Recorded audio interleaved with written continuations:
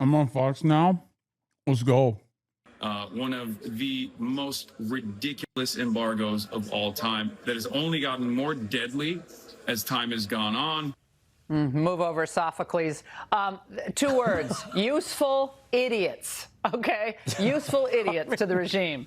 Pinkos to, typical. Yeah, he's wearing $1,500 Cartier sunglasses, okay? While the people cannot eat in Cuba, and if they speak out like this guy is, they'd be thrown in jail with no redress. This is absurd. And all these humanitarian radicals, Laura, are staying at 5-star hotels. Humanitarian while everyday radicals. Cubans are starving and enduring blackouts. Rather than making those glittery hearts, they should have spent the craft money on maybe feeding these people and shut their mouths. This is not what freedom looks like, what Cuba's offering their people. This is suppression and oppression, and it's gone on for decades Raymond, now. Time to wrap this up. Me, End this since we're in sad California, it reminds me of Gavin Newsom at the French Laundry during COVID, Nancy Pelosi at the hair salon during COVID.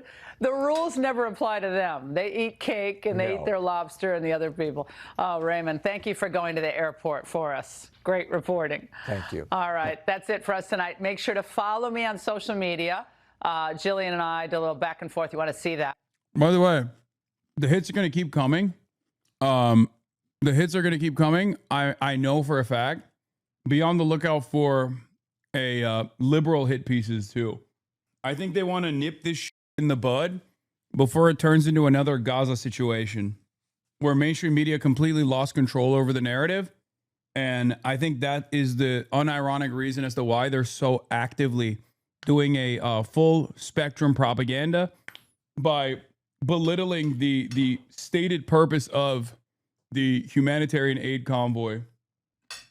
What have they done compared to you and others similar in your position? They advocate for the blockade to continue. You're going to answer for those $1,500 Cartiers, though? No, I'm not. First of all, I don't think they were that much. Secondly, I didn't even buy them myself. I did put the transition lenses in it, though. Also, last but not least, it's utterly irrelevant. Like, what difference does it make how expensive my clothing is? Are you stupid? Yeah, what am I supposed to do? Not wear glasses? Hey, I know you can't see without them, but is my drip causing Cubans to suffer? Or is it the blockade? That's it. Yeah, I'm rich. Also, you have no choice in what kind of hotel you can stay in. You have to stay in that's the other, literally the only available hotels that can receive 600 people. There are not enough readily available random houses that people can stay in. There was 600 people from all around the world that were coming in. And the American government restricts where you can stay.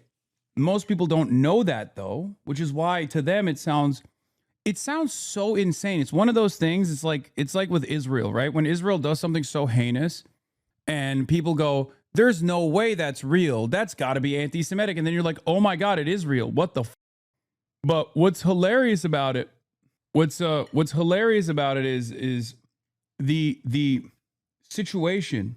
Like the goal of this, at least from my perspective, is to bring awareness to what the Cubans were going through, what the Cubans are still going through.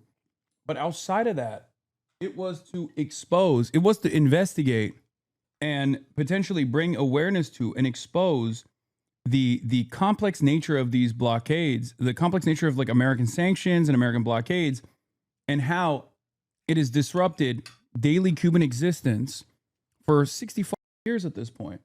And a big part of that weird and unnecessary restrictions is, ironically, the restrictions on who or where Americans can and can't stay. Celebrity left-wing streamer defends Cuba mission. Hasan Piker helped bring attention, delivering humanitarian aid to Cuba. The group was criticized for staying in an upscale hotel as Cuba faced another blackout. Hasan Piker defended himself, tiny cup in hand, from Havana. Mr. Piker, a left-wing political commentator with millions of online followers.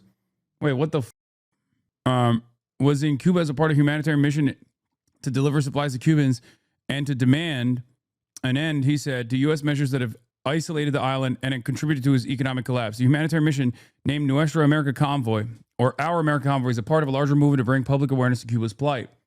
amid fuel shortages caused by a U.S. blockade that have ground life on the island to a halt. The convoys delivering thousands of pounds of food, medicine, and solar panels. Mr. Piker's group, which traveled to the island by plane, will soon be joined by activists carrying more aid by boat. The mission, however, was stumbled on political landmines. Cuba's government, which gave the convoys blessing, has been broadly criticized for repression, including detaining about 1,000 political prisoners and surveilling its population.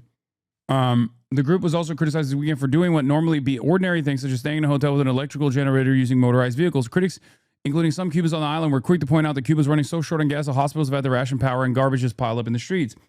Mr. Piker and other activists stayed at the Iberostar Marqués de la Torre in Havana, which kept the lights on thanks to a generator when, for the second time in a week, Cuba was plunged into darkness and a nationwide blackout. On a choppy live stream, Mr. Piker defended the decision, saying it was the only place that Americans were allowed to stay. The American government makes it illegal for Americans to stay wherever they want when they're in Cuba, said Mr. Piker, who did not immediately respond to a request for comment. The list of U.S.-approved hotels also include lodgings with lower ratings. Convoy organizers said while some members opted for hotels with capacity for large groups, other participants stayed in smaller lodgings, including private homes. Right-wing commentators and Cuban exiles who detest Cuba's communist government were quick to attack. The Nuestra America convoy includes a broad array of participants, from cultural figures like Mr. Piker and activists from the U.S.-based group Co-Pink to labor organizers and politicians from Latin America and Europe. Guys, they requested a comment while it was live. That's why I was trying to type it up. Critics online called them names like Champion Socials and Comunista de Caviar. Some Cubans on the island, including prominent independent journalist Yohanes Sanchez, also questioned the group's presence.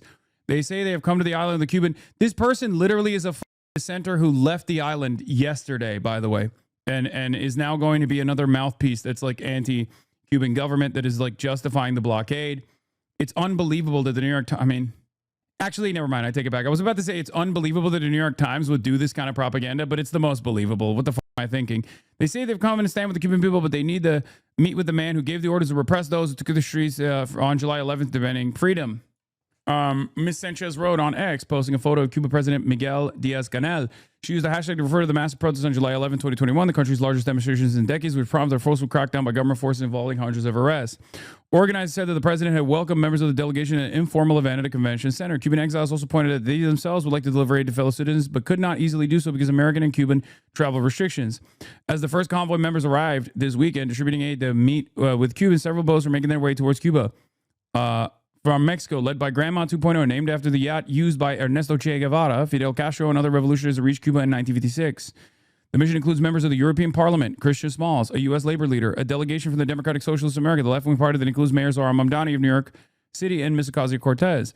Other prominent participants include Jeremy Corbyn, the former leader of Britain's Labour Party, and Isra Hirsi, the daughter of Representative Ilhan Omar, Democrat of Minnesota. Yohanes Sanchez is a legitimate journalist and speaks out about the things that the government does not want them to report on. She's very brave.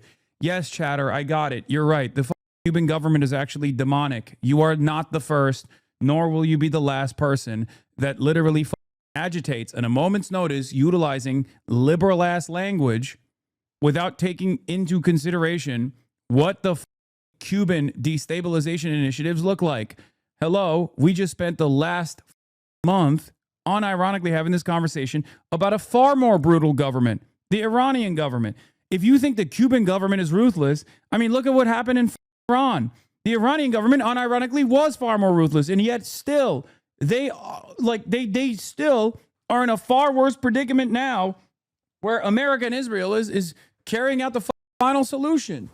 Yeah, what a brave journalist siding with the blockade and the American government. No one, and I mean no one, is brave for siding with the United States of America as the United States of America carries out its death and destruction campaign. Wake the up. You've been in here for 21 months. It's unbearable, dude. You can have journalists that have done fantastic work initially, okay? You can have people with reasonable gripes against their own government. But in a moment where the blockade is the main problem, utilizing your standpoint epistemology to say, no, actually, the real problem is the Cuban government. I know she's been reporting from Havana and hiding from the government. She's no longer in Havana as of today. I'm pretty sure today or yesterday she flew out of Havana, if I'm not mistaken. Maybe I'm mistaken her for someone else. Like, how many? I agree the embargo is the main problem right now. Oh, so, okay. So you agree that the embargo is the main problem right now. So why are you defending the work of someone who went to the paper of record and presented herself as as the principal recipient of aid, utilizing the fact that she is currently in Havana to side with the American government over the Cuban one. Do you not understand how propaganda works? This is my job, man, and I have utterly failed. This is the same thing that happens anytime there's a union protest or a labor union strike. People go, why won't the labor union meet the demands of the bosses? When you ask that question, when you put the power in the hands of the labor union to end the strike, you just side with the bosses. That's what you're doing. And this is the same principle. You look at a situation where on the one hand you got a blockade, and on the other hand you have a victim, a government that is objectively a victim of this blockade, that is trying to do their very best with the limited, scarce resources that they have. And you turn around and you say, well, honestly, I know that the main problem is the blockade, but let's not forget, why do we have to choose between, oh, shut the up, discourse bot. I am Cuban. I haven't listened to her recently, so I'm not up to date on what she's doing right now, but I listened to her own words in Spanish. Yeah, okay. You're Cuban. You've listened to her words of the past. Listen to her words right now. Listen to the role that she presents. Okay? Anyone, Cuban or not, that doesn't recognize that the greater evil here is being caused by this unjustifiable blockade, I'm sorry to say, is doing the bidding of the American government. Okay? That's it. And considering that you are also totally aware, considering that you're also totally aware that the much more consequential problem at play that's like starving the island is not the Cuban government, but instead is absolutely the blockade. Embargo is not a blockade. Yeah, really, just oil chooses not to come to the island on its own.